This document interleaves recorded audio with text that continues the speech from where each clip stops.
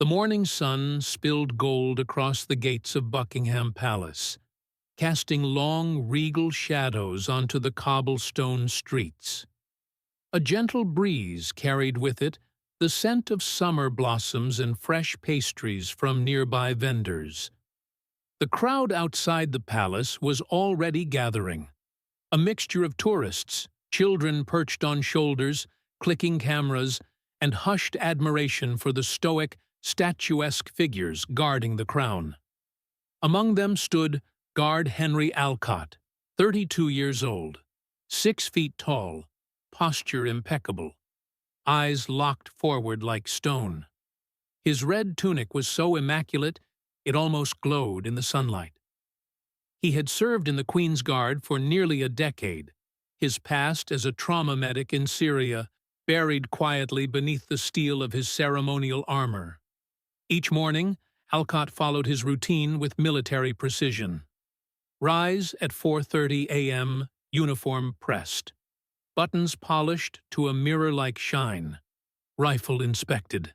He had never broken posture, never smiled, never even blinked longer than a fraction of a second while on duty. And yet, today, something in the air felt different. 22-year-old Emily Vance emerged from a black cab with the kind of confidence that came from a life lived behind the lens. A rising TikTok and YouTube star, Emily was known for her outlandish pranks and controversial stunts that danced on the edge of disrespect and viral fame. She had over 3 million followers, and today's target was a fresh piece of content, mocking a Queen's Guard live in front of hundreds. Wearing designer sunglasses, a cropped London sucks less than Paris hoodie, and holding the latest iPhone on a stabilizer gimbal, she turned to her friend and videographer, Kira. "All right," she whispered. "Let's make history." With the palace and the guard perfectly framed in the background, Emily began her live stream. Her voice was animated, mocking, exaggerated for performance. "So, guys, this is the world-famous Buckingham Guard. I heard they don't flinch, don't talk, don't feel. Let's test that out, shall we?" She approached Guard Alcott slowly. The crowd murmured but didn't intervene. Most assumed it would be a harmless interaction. "Hey, soldier boy, blink if you're a hostage," she said, waving her fingers comically in front of his face. She danced around him, ducked to look beneath his bearskin hat, even tried to mimic his posture mockingly. Her audience count climbed rapidly. Emojis and LOLs flooded the live chat. Alcott didn't move. His expression didn't change. But deep behind his still eyes, something stirred. A few feet away, Elliot Shaw, 78 years old, leaned quietly on his cane. He wore a subtle pin on his chest, the insignia of the Royal Air Force. A veteran of the Falklands War, Elliot had come simply to observe, perhaps to relive a sense of dignity he felt the world had forgotten. He watched Emily with a deep, growing unease. His grip on the cane tightened. He had seen disrespect before, but rarely had it come so gleefully. Emily wasn't done. "All right, guys, if I get 5,000 likes in the next 30 seconds, I'll get even closer." The like count skyrocketed. She turned back to Alcott, leaned in so close that her breath fogged the brass of his buttoned chest plate. "I bet even your girlfriend left you, 'cause you're boring," she spat. Still no reaction. She laughed, high-pitched and theatrical. "Oh, come on, just say hi. One word. Even Siri talks more than you." She reached out and pretended to flick the tip of his hat, stopping a centimeter short, just enough to avoid arrest, just enough to entertain.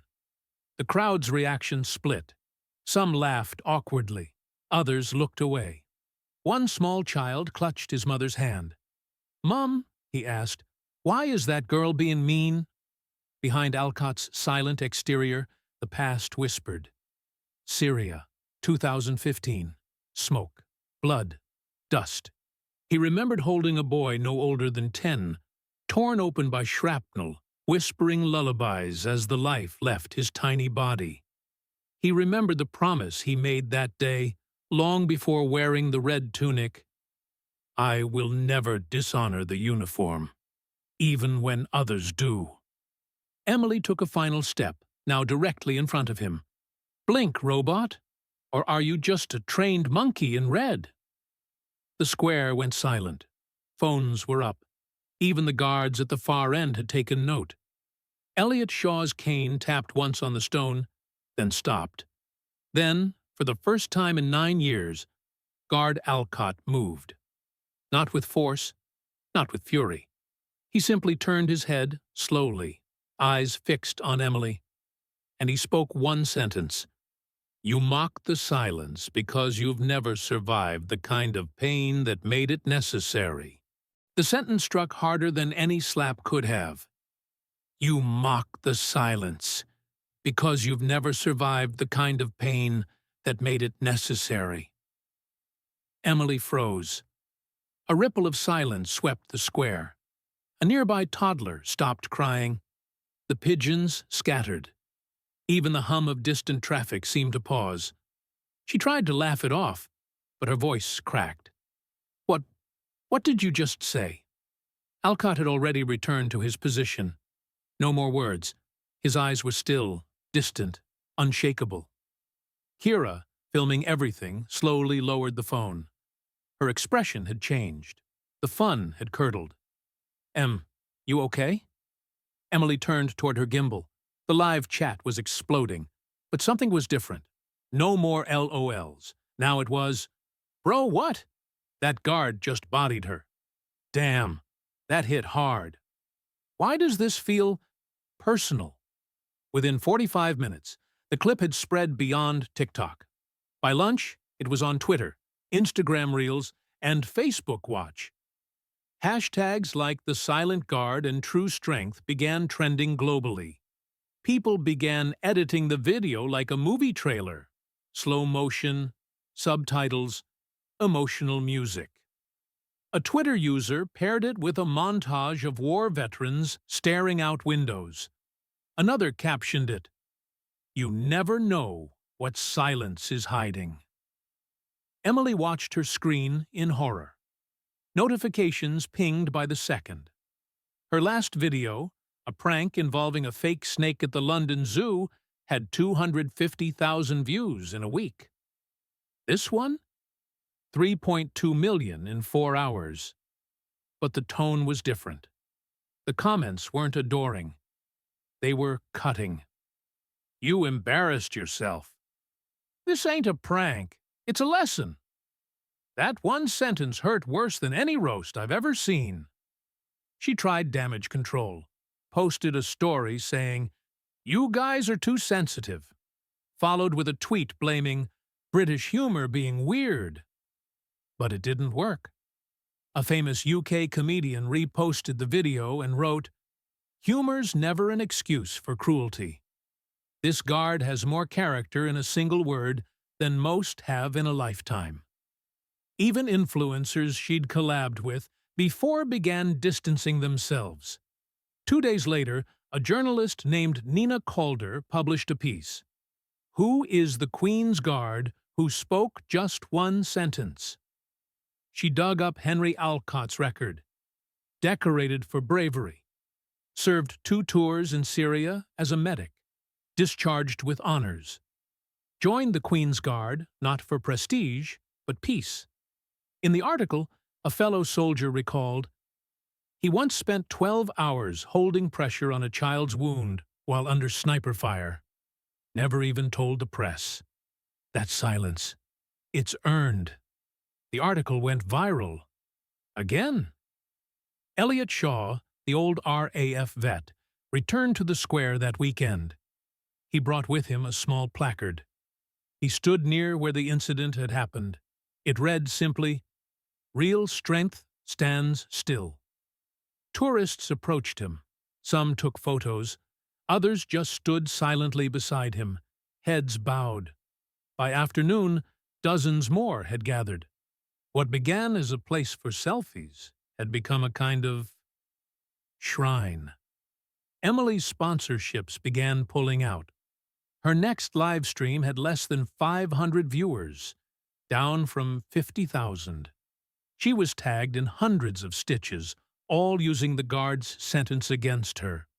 Some were funny. Some were brutally honest. A teacher used the video in a classroom. "What can we learn from this moment?" she asked her students. One replied, "You never know what someone's carrying behind their silence." Emily shut off her phone, threw it across the room, sat on the edge of her bed, shaking. Back at his modest flat, guard Alcott sat on a worn couch. His phone buzzed with messages from former squad mates. "You okay, Henry?" "We saw the video. Respect, proud of you, mate." He hadn't asked for this. He didn't want to go viral. He just wanted to protect something sacred.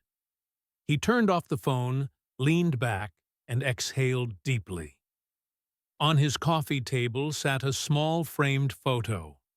A young boy with missing front teeth, wrapped in his arms in Syria.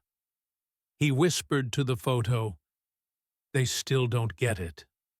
But maybe now they will." A week after the incident, Emily Vance received a letter. Not a DM, not an email. A hand-delivered envelope with a wax seal. Inside was a folded card. On one side, the insignia of the Queen's Guard. On the other, a short message. "You are invited to attend the Guard's public ceremony of honor, 10 a.m., Buckingham Square. All are welcome." There was no threat, no confrontation. But the weight of that paper in her hand made her knees weak. On the morning of the ceremony, Buckingham Square looked different. Not because of security, though it had doubled, but because of the people. Thousands had gathered, not for spectacle, not for mockery, but to bear witness. Some wore small paper badges that read, "Number Respect the Guard." Children held flowers. Veterans stood side by side with tourists. Cameras were present, but they were still. It felt more like a memorial than a ceremony. Emily stood near the edge, hoodie over her head, glasses hiding puffy eyes. She hadn't slept. She hadn't streamed. This time, she had come alone. No camera, no followers, just herself. At exactly 10 a.m., the rhythmic sound of boots echoed through the square. 6 guards emerged. At their head, in full-dress uniform, stood Henry Alcott. He stopped center stage, not on a podium, not behind glass, but out in the open, among the people. The crowd went silent. Even the pigeons seemed to pause. He removed his bearskin hat, placed it under his arm, and looked around. Then he spoke. "I didn't come here today to call anyone out. I came to speak up, for everyone who never could. This uniform I wear, it carries weight. Not because of the gold buttons or red wool, but because it reminds people of something that's fading. Discipline, duty, respect. I've stood still for years, watched thousands walk by, some wave, some laugh, some shout. Most never ask who we are beneath the uniform. I've stood in war zones and on cobblestone. I've carried broken children in my arms. I've written letters to mothers I've never met. So when someone mocks this silence, when they turn it into a game, it doesn't just hurt us. It dishonors every soldier who ever stood for something greater than themselves." He paused. "But this isn't about blame. It's about understanding. We all live in noise. We all chase clicks and likes and moments that vanish in a scroll. But some moments should stay, should mean something. So today, I speak not in anger, but in hope. That we can stop, listen, see one another, beyond uniforms, beyond cameras, beyond the noise. He looked directly at Emily in the crowd. Their eyes met. She didn't hide, and he smiled, just slightly. Silence is not weakness. It is power, held with patience. And sometimes, it speaks loudest when it finally breaks. There was no music, no announcement, just a soft rising of applause, slow, honest, powerful. Emily clapped, too, through tears. She didn't leave immediately. She stayed. She watched. Then, slowly, she approached Alcott. "I'm sorry," she whispered. He nodded once. "Thank you for listening." She didn't ask for a selfie. She didn't go live. She just walked away, quietly. The ceremony footage went viral again, but this time not for drama. Clips of Alcott's speech were subtitled in 17 languages. A Japanese newspaper ran the headline, "The Guard Who Taught the Internet Respect." A teacher in Ohio made it required viewing. Netflix reportedly contacted Alcott for a documentary. He declined. A month later, Buckingham Square installed a small plaque beneath the viewing rail. It read, "This is where silence spoke." Tourists still came. But now they bowed their heads. They smiled politely. They whispered instead of shouting. And sometimes, they stood still, too. Emily deleted her channel. Her last post was a text on a black background. Sometimes, silence is the loudest wake-up call. She enrolled in media ethics at university, started volunteering with a veterans support charity, and never again pointed a camera at someone without knowing their story. A school group stood outside Buckingham Palace. One small boy, missing a leg, on crutches, approached Guard Alcott. "Are you the one who made the girl cry?"